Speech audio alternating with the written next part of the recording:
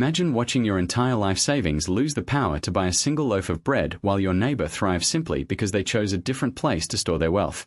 History proves that when governments face financial crisis, they almost always choose to devalue their currency rather than tax their citizens directly.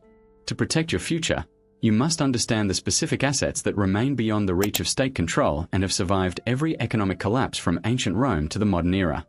In the Weimar Republic of 1923, a retired German worker tightly grips a pile of paper marks, savings earned over a lifetime that, only 5 years earlier, would have easily secured a comfortable home. Now, that entire mountain of paper is insufficient to purchase a single loaf of bread. Meanwhile, on the other side of town, his neighbor, a jeweler who had the foresight to move his capital into gold coins back in 1919, steps into a market and exchanges just one coin for a full month of groceries. Two individuals faced the same crisis with two different strategies, resulting in two vastly different lives. This divergence was not a matter of sheer luck or intellectual brilliance. It was the result of knowing which specific assets remain standing when a government loses its grip on the currency. Time and again, history shows that certain types of wealth are practically impossible for a crumbling state to liquidate or snatch, while other forms of money simply vanish into thin air. This cycle occurs with such rhythmic predictability that studying it uncovers a core truth about what value actually means. To grasp why some holdings survive a total economic breakdown while others do not, we have to look at the three-way crossroads every government reaches when it becomes desperate for capital. A state in financial ruin has three primary levers to pull. They can tax your income, they can seize your physical property, or they can debase the currency to inflate away their own mountainous debts. Each of these survival tactics has been deployed throughout the ages, and each has its own breaking point. Taxing the public requires a working administrative system and a population that is still willing to play by the rules. Direct confiscation requires the state to know exactly where you are hiding your wealth and possess the brute force to go get it. However, debasing the currency, simply manufacturing more money to pay off bills, requires nothing more than control over a printing press. Because it is the path of least resistance, it has been a historical favorite, stretching from the era of Roman emperors shaving silver off the edges of coins to modern administrations running digital presses around the clock. The real struggle for the modern saver is not just dodging a tax hike. It is shielding wealth from all three of these threats at once. The Roman Empire serves as our definitive laboratory for this phenomenon. In 64 AD, Emperor Nero found himself in a financial stranglehold following the Great Fire of Rome. His fix was to dilute the silver purity of the denarius, the empire's primary coin, dropping it from 95% down to about 85%. This allowed him to manufacture a higher volume of coins from the same supply of silver, effectively paying his creditors with watered-down money. His successors grew addicted to this trick. By 265 AD, that once mighty coin had withered away to just 5% silver content. The fate of Romans during this 300-year decline reveals exactly which assets endure a monetary freefall. Those who kept their life savings in the form of official coins, trusting the imperial seal, watched their ability to survive slowly bleed out. A single denarius that provided a full day of wheat in 64 AD bought virtually nothing by 265 AD. However, those who anchored their wealth outside the state's monetary reach, in productive grain-bearing land, livestock, essential machinery, or raw gold and silver held independently of the official mint, preserved their status. The empire could not dilute the value of metal that wasn't a coin, nor could they print more farmland into existence. These assets existed independent of government promises. This cycle of desperation reached a fever pitch during the catastrophic crisis of the 3rd century between 235 and 284 AD, a period when the Roman Empire teetered on the edge of total annihilation. Within a mere 49 years, more than 50 different men grabbed for the imperial throne, each one desperate to bribe their legions to keep their power. To fund this, they bled the currency white. The silver content in coins plummeted so drastically that the money became little more than bronze pieces with a thin, deceptive silver wash. Market prices listed by the state became jokes. The entire economy eventually fractured, sliding backward into a world of barter and direct payment in goods. Yet, amid this wreckage, a specific class of Romans didn't just survive, they thrived. These were the great landowners. They held the one physical asset that no emperor could easily dilute, grab, or inflate into nothingness. Soil and rain produced food regardless of the chaos in the mint. 1,000 acres of golden wheat maintained its identical productive power, whether the denarius was 90% silver or a measly 2%. It was this very foundation, wealth existing entirely outside a dying monetary system, that gave birth to the massive estates of the late empire, which eventually morphed into the medieval manor system. If we jump ahead a millennium, medieval England provides a similarly brutal lesson during the 100 Years' War. From 1337 to 1453, English monarchs required staggering amounts of capital to wage war in France. They leaned heavily on loans from powerful Italian banking dynasties and local merchants. However, when the bills came due and the tax collectors came back empty-handed, these kings faced a grim dilemma. Do they default on their promises or simply take what they need by force? In 1345, Edward III chose the former. By effectively defaulting on his massive loans from the Bardi and Peruzzi banking houses of Florence, he sent both institutions into a tailspin of bankruptcy and sparked a financial contagion that rattled all of Europe. Later rulers preferred more direct methods of theft. In 1290, Edward I ordered the expulsion of all Jews from England, seizing every bit of their property in the process. Fast forward to the 1530s, and Henry VIII followed suit by dissolving the monasteries, a move that allowed him to snatch perhaps 20% of all the land in England. What stands out in these historical raids is the divide between what the crown could easily grab and what resisted its reach. Land that was neatly documented in official tax rolls was effortless to steal. The king simply declared it his and used his soldiers to enforce the claim. The same fate awaited any large hoard of wealth sitting in a bank or a known vault. But assets that were portable and easy to hide, like gold and silver coins, fine jewelry, or precious gemstones, could vanish in a heartbeat. Merchant families who sensed the winds of confiscation shifting could divide their wealth, bury it in the earth, or smuggle it across the border. For a government, the logistical cost of hunting down 1,000 secret pouches of gold was simply too high. The takeaway was undeniable. Anything registered, fixed in place, or held by a middleman was a target.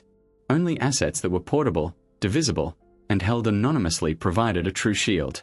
The Spanish Empire eventually learned a different, more subtle lesson about the dangers of state-controlled wealth. After 1545, when conquistadors tapped into the massive silver veins of Potosi, Spain drenched Europe in precious metal. Between 1500 and 1650, the total stock of silver in Europe surged perhaps eightfold. On the surface, Spain appeared to be the undisputed titan of the continent. But a strange sickness took hold. Prices in Spain began to climb at a pace that dwarfed its neighbors, effectively pricing Spanish goods out of the market and destroying its local manufacturing. The silver pouring into the economy acted like a drug. It inflated the cost of living without building any real, lasting ability to produce wealth. While the Spanish crown watched its silver act like a corrosive salt on its own economy, savvy merchants in London, Antwerp, and Amsterdam were playing a much longer game. They took the Spanish silver they earned through trade and funneled it into the engines of progress: maritime fleets, global trading firms, and manufacturing hubs. They turned dead metal into living, compounding wealth. The Spanish monarchy could dig silver out of the earth, but it was powerless to anchor that silver to Spanish soil or keep domestic prices from skyrocketing. Wealth, by its very nature, migrated to wherever it was treated best and allowed to be most productive. The Dutch traders who harnessed that Spanish silver to launch the Dutch East India Company, Verenigde Oostindische Company, effectively built a wealth engine that operated far beyond the reach of any one king's fiscal blunders. By the year 1669, as the Spanish Empire entered a visible spiral of decay, the Dutch East India Company stood as the most valuable corporate entity on the planet. The takeaway here is not that silver failed as a store of value. Rather, it proves that productive assets, thriving businesses, vital infrastructure, and specialized skills consistently outpace precious metals over the long haul. This is especially true when those assets are international, functioning across borders where no single government can exert total dominance. The destructive power of the state reached another peak during the French Revolution with the assignat catastrophe. In 1789, the new revolutionary government was staring into the abyss of bankruptcy. Their proposed fix seemed sophisticated. They would seize all church properties, roughly 10% of the entire French territory, and issue a new paper currency, the assignat, which was theoretically backed by this land. In principle, citizens would use the paper to purchase the land, and the government would then retire the notes to keep the supply stable. However, the temptation to spend proved too great. The government began cranking out paper far in excess of the land's actual worth. From 1789 to 1796, they flooded the nation with assignats totaling about 45 billion livres, despite being backed by land valued at only perhaps 3 billion. The inevitable hyperinflation tore the economy apart. By 1796, the currency had been stripped of 99% of its value. A banknote that could have purchased a fine horse in 1790 wouldn't even cover the cost of a single horseshoe 6 years later. Yet, like a recurring ghost in the machinery of history, a familiar pattern determined the winners and losers. The rural peasantry and farmers who either already owned their land or moved quickly to trade their early assignats for seized church estates emerged from the wreckage relatively whole. The soil continued to yield grain, cattle, and grapes regardless of the chaotic numbers printed on government paper. Conversely, the urban workers and elderly retirees who trusted the paper notes were financially obliterated. The merchants and professional elites who were quick enough to swap their paper for portable gold, silver, or foreign investments successfully shielded their fortunes. This highlights a fundamental boundary. The French state had the power to print infinite paper, but it lacked the power to print a single acre of fertile soil or a new gold mine. They could incinerate the value of their own promises, but they could not touch the inherent worth of a productive farm or the global demand for precious metals. This same lesson was being taught across the Atlantic during the American Revolution. To fund the fight, the Continental Congress issued paper currency from 1775 to 1779 with no gold or silver reserves to back it up. The collapse was so total that the phrase "not worth a continental" became a permanent part of the American lexicon. By 1781, the currency had effectively ceased to function as a store of value. By 1779, George Washington observed the absurdity of the situation, noting that a wagon literally overflowing with currency could barely secure a single wagon load of supplies. Despite this fiscal nightmare, the American Revolution did not result in the permanent destruction of American prosperity. The reason is simple. The people who owned the underlying engines of production, the land, the cattle, and the physical tools of industry, kept their wealth-generating capacity alive throughout the entire meltdown. A farmer harvesting wheat did not suddenly become destitute because the continental dollar hit zero. He merely pivoted, refusing the paper notes and insisting on direct trade or payment in gold and silver coins. Meanwhile, merchants with credit in British or European accounts kept their capital parked safely outside the fragile domestic system. Thomas Jefferson's celebrated writings on the virtues of the agrarian life were underpinned by a very practical reality. As a landowner, his fortune did not rely on the health of a government-issued note. The physical infrastructure of the young nation, the mills, the vessels, and the workshops, remained standing long after the paper claims against them had been used for kindling. The American Civil War added a more brutal layer to this historical lesson. While the Confederacy's aggressive use of the printing press led to the expected hyperinflation, the Union also relied on its own paper currency, the greenbacks.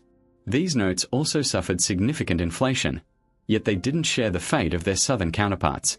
The deciding factor was the survival of the issuing state. Because the Union triumphed and its government remained intact, greenbacks eventually stabilized. Confederate currency, however, became utterly worthless not merely because of overprinting, but because the very institution that promised to honor them vanished from history. This underscores a vital truth. A currency is only as durable as the state that backs it. While a Confederate bond was extinguished forever in 1865, the Southern soil remained. Even a plantation scorched by fire held the latent power of recovery. By the 1880s, those same fields were once again yielding profitable cotton. The tangible asset endured while the financial promise dissolved. This brings us to the most infamous example of modern monetary suicide, the German hyperinflation of 1921 to 1923.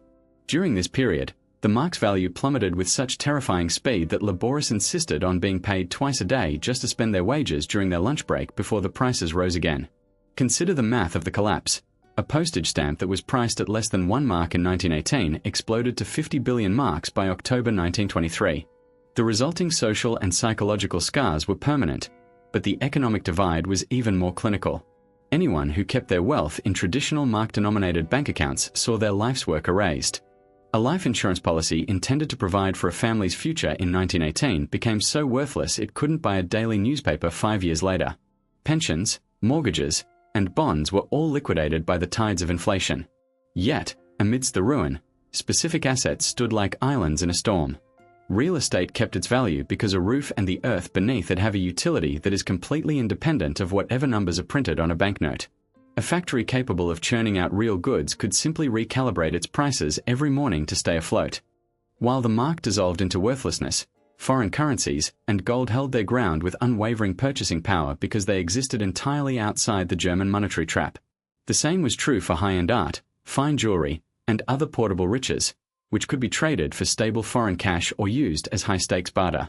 The historical lesson was as brutal as it was transparent. Every asset priced in marks was systematically annihilated, whereas anything possessing intrinsic utility or value independent of the state's printing press survived the storm. This left the German middle class, those who played by the rules and relied on savings accounts, insurance policies, and government bonds, financially shattered. In contrast, industrial titans and savvy individuals who had swapped their paper for physical reality early on were able to weather the crisis, or even grow wealthier. One survivor's story encapsulates the era. He managed to feed his family for an entire month by selling a single silver coin passed down from his grandfather, while his neighbor, a government clerk, faced starvation despite receiving a regular pension that had become functionally zero. As we look at the final decades of the 20th century, this pattern went global. Between 1975 and 2000, a wave of currency collapses swept across the map. Argentina was trapped in a cycle of crises that forced them to replace the peso multiple times.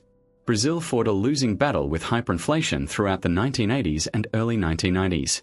The fall of the Soviet Union saw the ruble's value vanish overnight. Yet, in every corner of the globe, the script remained the same. Those holding local currency were wiped out, while those with access to the US dollar or other hard currencies kept their heads above water. Real estate, when priced in stable terms, generally retained its worth, and businesses capable of raising prices in real time managed to endure. Families who emerged from these wreckage-strewn economies typically shared a singular insight. They realized their local currency was merely one vehicle for wealth, and easily the most fragile one. By diversifying across different asset types and international jurisdictions, they built a shield that no single domestic policy could pierce. Zimbabwe's hyperinflation from 2007 to 2009 stands as the modern world's most extreme warning. At the height of the madness, prices were literally doubling every 24 hours, eventually forcing the government to issue a staggering $100 trillion note. The currency became such a ghost that the state eventually surrendered, abandoning it entirely in favor of the US dollar and the South African rand.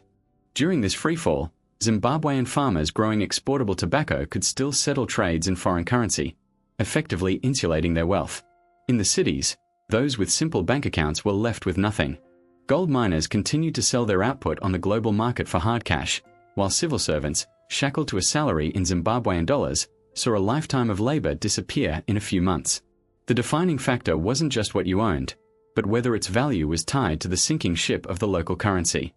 Surveying this vast timeline from the Roman ruins to the collapse of the Zimbabwe dollar, we can see a clear set of laws governing which assets actually survive a state's financial suicide.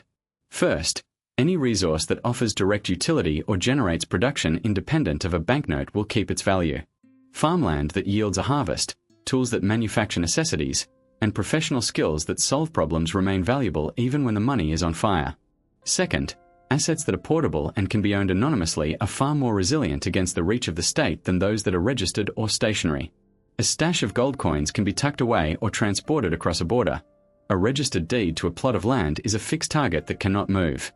Third, anything priced in or tied specifically to a failing currency will perish alongside that currency, whereas assets with inherent worth or global demand will endure. Fourth, spreading one's interests across various asset classes and different legal jurisdictions builds a fortress that single-focus strategies cannot match. Fifth, active assets, those capable of recalibrating their prices or earning returns in stable, hard currencies, will always outpace passive wealth over the long haul. Ultimately, the chasm between those who recognize these historical cycles and those who ignore them results in massive transfers of wealth during every crisis. The jeweler who acquired gold coins in 1919 within the Weimar Republic did not necessarily grow wealthier in a vacuum, but because he preserved his capital while his neighbor's papermarks were obliterated, he gained a permanent relative advantage. These lessons are not merely academic curiosities. They are remarkably relevant today because the underlying gravity of economics never changes. Modern states still navigate the same three-way fork in the road when the bills come due. They can tax, they can seize, or they can inflate. While the methods have evolved, taxation is now a labyrinth of digital codes rather than a soldier taking grain, and inflation is managed by a central bank rather than an emperor shaving the edges of a denarius. The core reality is identical. Your holdings are either tethered to the whims of a government or they are independent of them. They are either simple to confiscate or difficult to find. They either create value or they merely represent a paper promise. Evaluating where your own wealth sits in these categories is not about being a pessimist.